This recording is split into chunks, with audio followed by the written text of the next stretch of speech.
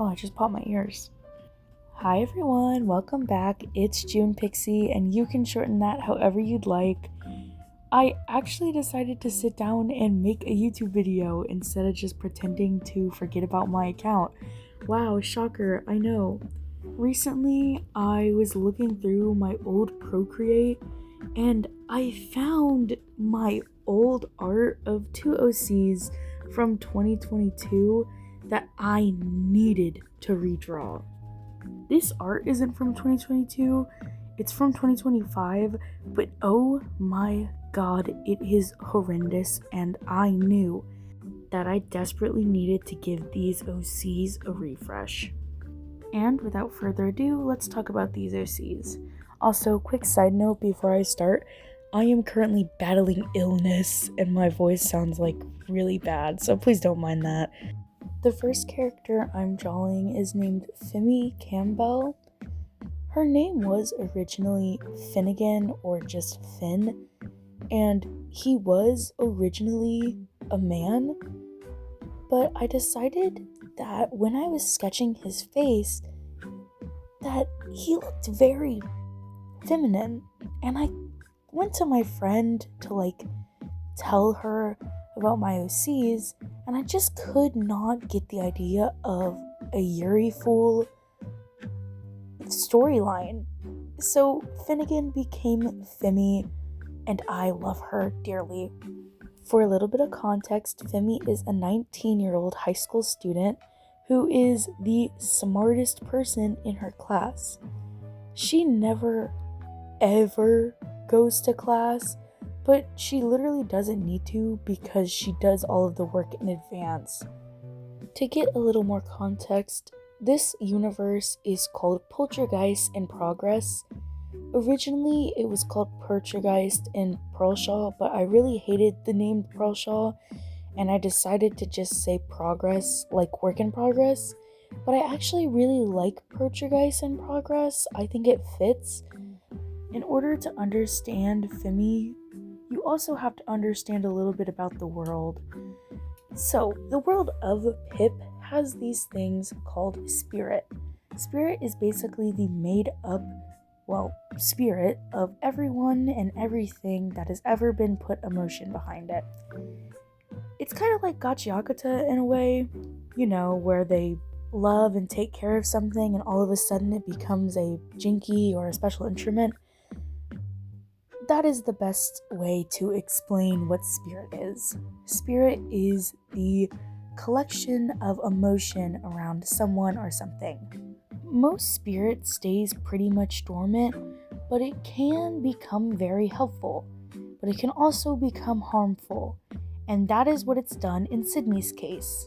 And I'll talk about that a little later when we start drawing Sydney. But Femi has a bit of a power. Femi was born a spirit hunter. Spirit hunters are people who can see the spirit. They can see the collection of energy around people. Typically, because spirit is dormant, it pretty much goes unnoticed. But when spirit goes haywire or is much larger and aggressive than it needs to be, Femi knows how to exorcise it. Exorcising spirit is basically getting rid of or removing excess spirit from a person, and only select few spirit hunters can do this. Femi is one of them. Every woman on his mother's side are spirit hunters who can exorcise spirit. Femi never thought that she would have to do that. She lives in a very small town, but when she meets Sydney and sees the massive amount of spirit that looks like it's been haunting her, there are some red flags raised. Femi does what every normal 19-year-old does in this situation and awkwardly puts a piece of paper on Sydney's desk asking if she needs tutoring help, trying to get close to her so she can ask Sydney about the excess spirit that she has. This does not work. Femi basically gave up after that until Sydney ended up coming to her to try to buy weed off of her, and they sort of became friends. This started a very awkward friendship where Femi would try to become close enough to Sydney where she could bring up the fact that she knows that Sydney has an excess amount of spirit and it is very obviously violent and dangerous. After that, Femi offered to get rid of Sydney's spirit, but they would have to go on a very long road trip in the middle of nowhere by themselves in order to do this. This is the redesign done. I realized starting out with Femi was probably not a good idea because you have to know a little bit about Sydney's lore to really understand what I'm talking about with Femi, but we can just talk about Sydney. It'll be fine. This here is my baby girl Sydney, and she is technically the main character. Sydney has, as we all know, an excess amount of spirit. But where did this spirit come from? What did Sydney do to get all of this excess spirit? Spirit can become sentient. Spirit can help you in your most desperate times, but it will always take. And that's exactly what happened to Sydney. But it's not Sydney's fault she's like this. It's actually Sydney's father's fault. Before Sydney was born, her father made a deal with his spirit out of greed for money and the need for his business to become more popular because he was going bankrupt. He talked to his spirit, begging it to make him more rich than he could ever be, and his spirit said yes. That's how spirit works. Any type of negative emotion or positive emotion can trigger it. And Sydney's father had so much greed that it ended up working. After Sydney was born, Sydney's father's spirit connected to her spirit, and it's been growing ever since. It took something of value from Sydney's father. It took Sydney. But what is the spirit doing? Why is it so dangerous? What's the problem?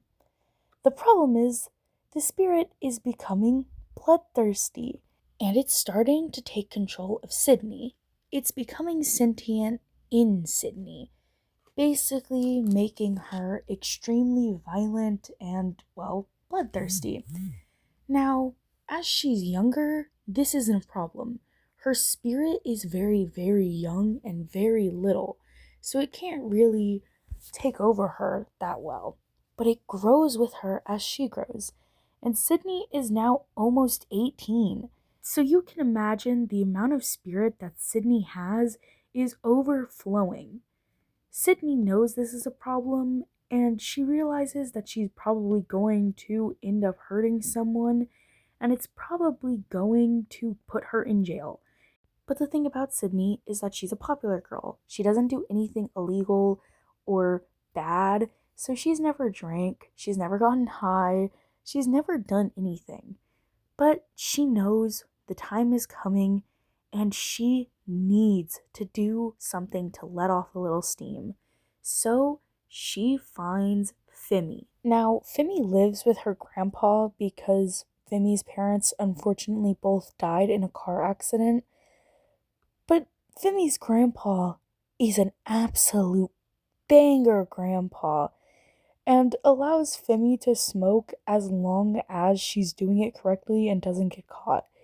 He basically told her one day that he'd rather her do it under his household than get some weed off of some random guy that could be laced. And, you know, Femi isn't afraid to share her weed. She knows that it's not drugged, and she has friends, lots of friends who smoke. So, who's the person you would go to get weed? Femi. And that's exactly where Sydney went. Femi is ecstatic that Sydney is now trying to get close with her. Because as we know, Femi is trying to help Sydney. She just didn't know how to bring it up. So, as they are awkwardly doing a weird exchange, Femi asks, "Why do you need this?" Trying to gauge the idea of why Sydney might need weed, especially because Sydney has never smoked before. Sydney just makes an excuse that she has anxiety for an upcoming test, but Femi sees right through that. They end up becoming kind of weird friends in a way. Sydney has never smoked, And so she does it under the supervision of Femi. Femi, of course, cheers at this and watches Sydney, and for the first few times Sydney smokes, they become friends. They actually have a lot more in common than they realize, and they start getting really close. Close to the point that they're hanging out without getting high. And Femi starts getting really comfortable. But they still haven't brought up the fact that Femi knows Sydney has excess spirit and can potentially get rid of all of it. So one day, while they're getting high as balls, Femi brings it up, and Sydney panics.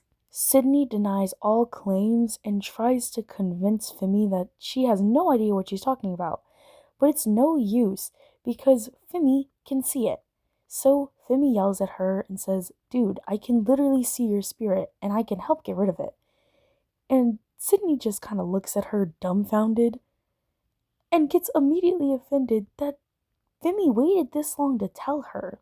They have been friends for months now, and Femi just neglected to tell Sydney that there's a way that she could possibly not become a murderer in the future, and she just didn't say anything. Rightfully so, Sydney is a little upset, but she knows deep in her heart that it probably was for the best to wait that long because looking back at it, she was just yelling at Femi for even suggesting that she had an excess spirit. And so a plan emerges. Femi has this really ugly camper that she uses to go camping with. Now, unfortunately for Sydney, they have to go out of town because exercising a spirit that large can quite literally knock down buildings. That's how powerful spirit can get. So they have to drive into the middle of the forest so that Femi can perform the exorcism. I struggled with her design because I've always wanted to depict her as a popular girl and I just never have. And that's because I'm not popular, but I think I did a pretty good job. I love these two, and the fact that they're turning 4 makes me absolutely giggle. Their dynamic is super cute. I absolutely fell in love with them back in the day, and now that they have new designs, I'm starting to fall back in love with them again. Along with new designs, their story has gotten major updates, and I plan on working on it more as time goes on. I don't know if I want to write it like a book or maybe do a comic or a web series. I don't know if I'm at that skill level yet to do a web series, but I know my writing is good enough to be able to write something like a fan fiction. I love these OCs and I really want people to like them too because I feel like the story is interesting enough. I haven't really heard a story like this before, and I really want people to like my OCs. They really do mean a lot to me, and I'm glad I found them again because I've been going through some pretty bad art block. As you can see, these side profiles are not good. I know they aren't good, but practice makes progress, and this is definitely progress. I plan on doing more videos with them in the future. I just need ideas. So if you guys have any ideas or anything you want to know about my OCs, please drop a comment. I love reading my comment section. It is my favorite thing to do. These OCs mean a lot to me and I literally cannot stop drawing them. Like it is constant. My brain is always thinking about them. My hands are always itching to draw something new. And I can't wait to keep drawing them. Like, these are my daughters. I literally birthed them. Like, not clickbait, I have their birth certificates. I'm actually really happy with the piece in the background, even though the side profiles are both a little funny. Because when you turn off the IKEA background, it genuinely does look like it could be a piece for lore. And I'm thinking of making a little animatic with these art pieces because they're just too good not to show off. Anywho, the video is about to wrap up. Thank you guys so much for listening to me yap for 15 minutes about my two beautiful lesbian daughters. They mean a lot to me, and I have a feeling they're about to be in my brain non stop for the next 4 months. Yeah, I'm losing brain cells right now. Anywho, this is the finished piece. It's really goofy and I love it dearly. Again, thank you guys so much for watching. I hope you have a good day, night, or evening. Good night.